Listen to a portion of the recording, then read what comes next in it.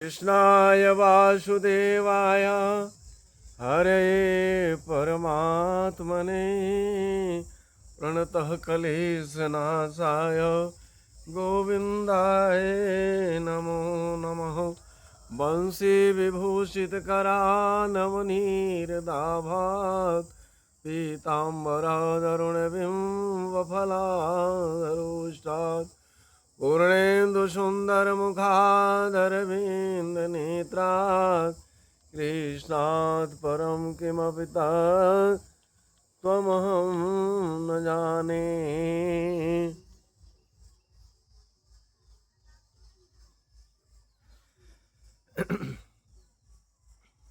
यशोदा मैया के द्वारा इस अध्याय में यशोदा मैया के द्वारा भगवान श्री कृष्ण के मुख में ब्रह्मांड का दर्शन भगवान ने कराया। नंद यशोदा के पूर्व पुण्य का परिचय गर्गाचार्य जी ने नंद भवन में जाकर बलराम और श्री श्याम सुंदर कृष्ण का नामकरण संस्कार कराया तथा वृषभानु के यहाँ जाकर श्री राधा रानी के श्री कृष्ण नित्य संबंध का एवं महात्म का ज्ञान कराया। श्री नारद उवाच पेंगे हरे कनकरत्नमये शयानं श्यामं शिशुजन मनोहरमन्दहासं दृष्ट्यातिहारिमिष बिन्दुधरं यशोदा स्वांगे चकारधित कज्जलपद्मनेत्रं। नारद जी कहते हैं, ही राजन, एक दिन श्यामले सलोने श्री बालकृष्ण सोने के रत्न जड़ित पालने पर सोए हुए थे। उनके मुख पर लोगों को मन को हरण करने वाला मंदहास्य छटा पा रही थी। काजल का ढिठौना शोभा पा रहा था। उनके सुंदर सुंदर नेत्र में काजल और उस सुंदर लाला को मैया यशोदा ने गोद में ले लिया और बाल मुकुंद भगवान ने पैर का अंगूठा चूस रहे थे। उनका स्वभाव चपल, नित्य नूतन कमल और घुंघराले केस से बधे हुए अंग छटा अद्भुत जान पड़ती थी। बस उनके वक्षस्थल पर श्री वत्स का चिन्ह, बघनखादि चमकीला अर्धचांद्र नामक आभूषण शोभा पा रही थी। उस समय दयामयी गोपी यशोदा मैया ने अपने उस लाला को लाड़ लड़ाती हुई आनंद का अनुभव कर रही थी। बालस्य पीतपयसो नृपजिम्भितस्य तत्त्ववृतं च वदने सकलं विराजं मातासुराधिपमुखे प्रयुतं च सर्वं दृष्ट्वा परं भयमवाप निमीलिताक्षी। राजन, उस समय भगवान बालकृष्ण दूध पी चुके थे। उन्हें जम्भाई आ रही थी। माँ का दृष्टि जब उनके मुखार बिंद पर पड़ा तब पृथ्वी आदि 5 तत्व सहित विराट भगवान उनके मुख में दृष्टि गोचर हुआ। यशोदा मैया के मन में भय आ गया। उन्होंने अपनी आंख मूंद ली। महाराज, परिपूर्णतम भगवान श्री श्याम सुंदर उनकी माया के प्रभाव से यशोदा मैया की स्मृति नहीं टिकी। नंदरायनी का तप का वर्णन कहाँ तक किया जाए, क्योंकि उनका दयास्वरूप बाल भाव का जिसके गोद में भगवान श्री कृष्ण बैठे हुए जम्भाई ले रहे थे। बहुलास्वाच, राजा बहुलास्व ने नारद जी से कहा, हे नंद जी, यशोदा मैया कौन सा ऐसा महान पुण्य कार्य किया था जिससे भगवान उनके यहाँ पुत्र रूप में प्रकट हुए। तब नारद जी कहते हैं, सुनो, अष्टानां वे वसूनां च द्रोणो मुख्यो धरावपति अनपत्यो विष्णु भक्तो देवराज्यम चकारः। श्री नारद जी ने कहा था, 8 वसुएं प्रधान जो द्रोण नाम के वसु थे और उनकी स्त्री का नाम था धरा, उन्हें कोई संतान नहीं थी और उन्होंने भगवान विष्णु का परम भक्त थे। वे दोनों देवताओं के राज्य का भी पालन करते थे। राजन, उस समय पुत्र की अभिलाषा लेकर ब्रह्मा जी के आदेश से सहधर्मिणी धरा देवी के साथ तपस्या करने के लिए मंदराचल पर्वत पर गए और बहुत काल तक वे दोनों कंद मूल फल खाकर अथवा सूखे पत्ते चबा करके तपस्या की। बाद में उन्होंने वह भी छोड़ दिया, जल के आधार पर जीवन व्यतीत करने लगे। इसके बाद जब कुछ काल व्यतीत हुआ तो उन्होंने जल पीना भी छोड़ दिया। जन्य सुन देश में ऐसे उस वन में रहते थे, वहाँ कोई भी जीव जंतु नहीं था। उनकी तपस्या चलने लगी। उनकी तपस्या से करते करते करते 10 करोड़ व्यतीत हो गए। कंद फूल फलाहारो तप्त वर्ण सनो ततः जल भक्षो ततो तु निर्जलो निर्जने स्थितो। वो निराजल रहने लगे, जल पीना भी वे छोड़ दिए। वर्षाणाम बुर्बुदे जाते तपस्तपे दैर्यो ब्रह्मा प्रसन्नता वेत्य परम ब्रूहि तुवाच। तब ब्रह्मा जी ने प्रकट हुए, उन्होंने कहा कि अब हम तुम पर प्रसन्न हैं, वर मांगो। उस समय उनके शरीर पर दीमक जड़ गए थे। उन्होंने हटा करके द्रोण तथा पत्नी की धरा के साथ ब्रह्मा जी को प्रणाम किया और पूजा की। उनका मन आनंद से उद्भासित हो उठा और वे प्रभु से बोले। द्रोण ने कहा, हे पितामह, हे ब्रह्मा जी, परिपूर्णतम श्री जनार्दन भगवान श्री कृष्ण मेरे पुत्र हो जाएं, उनमें हम दोनों की प्रेम लक्षणा भक्ति सदा बनी रहे, जिसके प्रभाव से मनुष्य दुर्लभ भव सागर सहज ही में पार कर जाता है। हम दोनों तपस्वी जनों को दूसरा कोई वर अभिलाषा नहीं है, हमें यही वर दे दीजिए।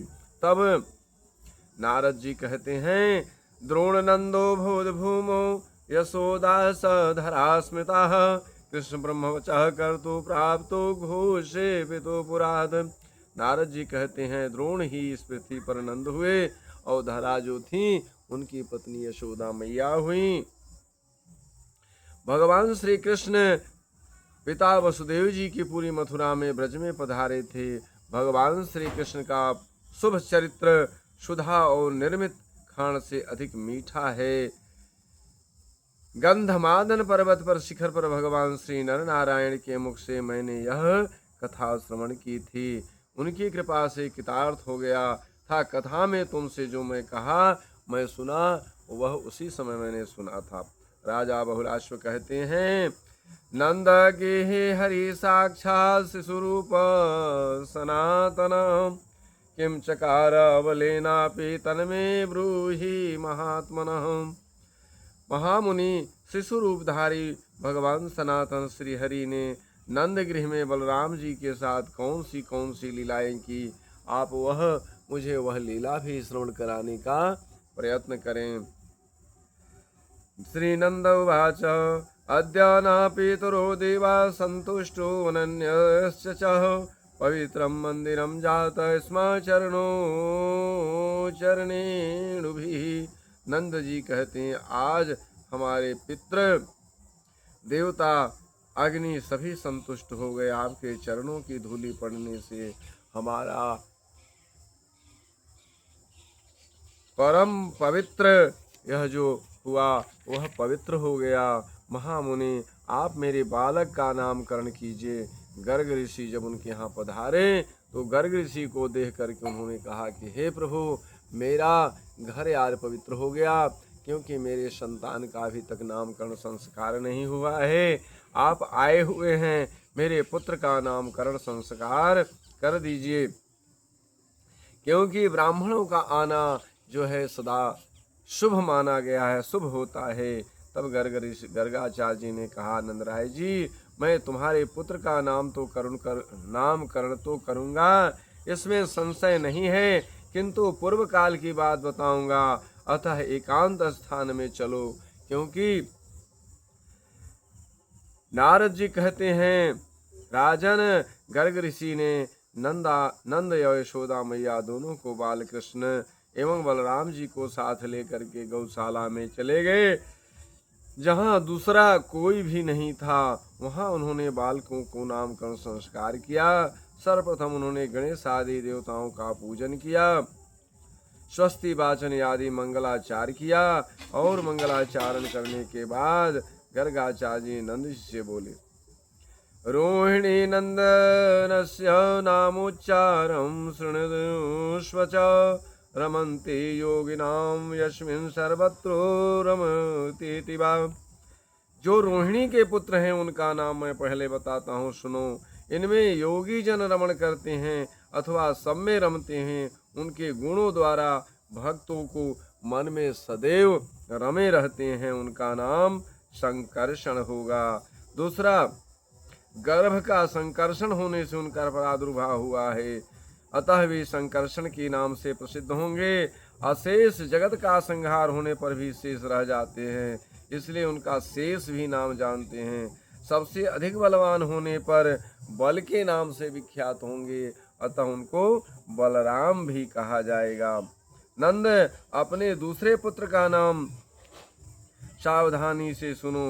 ये सभी नाम तत्काल प्राणी मात्र को पावन करने वाला, समस्त जगत को कल्याण करने वाला, क अर्थात कमलाकांत, री अथवा अर्थ है राम, स अक्षर का खड़ विधि ऐश्वर्य स्वामी, श्वेत दीप निवासी भगवान विष्णु का वाचक है, ड़ नरसिंह का प्रतीक है, अक्षर अभिभोग अग्नि के हविष्य भोक्ता अथवा अग्नि देव के रक्षक का वाचक है, अतः दोनों विसर्ग बिंदु नर नारायण का बोधक है। यह शब्दों के अन्य महामंत्र परिपूर्ण शब्द 3 हैं। इसी व्युत्पत्ति से इनका नाम होगा कृष्ण कहा गया है, अतः इस बालक का एक नाम कृष्ण है। सतयुग, त्रेता, द्वापर, कलयुग में इन युगों में उन्होंने शुक्ल, रक्त, पीत और कृष्ण कांति ग्रहण की है, अतः द्वापर के अंत में, कली के आदि में यह बालक का नाम कृष्ण होगा। अंग कांति को प्राप्त हुआ है। इस प्रकार यह नंद नंदन श्री कृष्ण के नाम से विख्यात होंगे। वृषभानुसुतः राधा च जातो गृहीति मंदिरे, तस्याः परितयं साक्षानेन राधापति स्मृतः। इनका एक नाम वासुदेव होगा। ये वसु के समान इंद्रियों का देवता हैं। चित्त तथा चित्त में इस प्रकार जो चेष्टा रहित हैं, इनका नाम वासुदेव भी होगा। दूसरा, ये इनके प्राणनाथ बनेंगे। इनका एक नाम राधापति भी है, जो साक्षात परिपूर्णतम स्वयं भगवान श्री कृष्ण चंद्र हैं। ओम असंख्य ब्रह्मांड के नायक हैं, जिनके असंख्य ब्रह्मांड इनके अधीन रहते हैं। गोलोक धाम में विराजते हैं, जो परम प्रभु तुम्हारे यहाँ शिशु के रूप में प्रकट हुए हैं। पृथ्वी का उद्धार करने के लिए इनका अवतार ही उद्देश्य है। अहो भाग्यम तु ते नंद साक्षाक्षे पुरुषोत्तमः,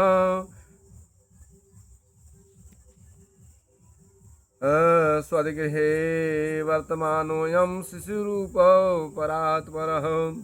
यह तुम्हारे यहाँ अद्भुत जो है पुरुषोत्तम भगवान श्री श्याम सुंदर से कृष्ण के रूप में अवतरण लिए हैं। यह पृथ्वी का भार उतारने के लिए अवतार ग्रहण किए हैं।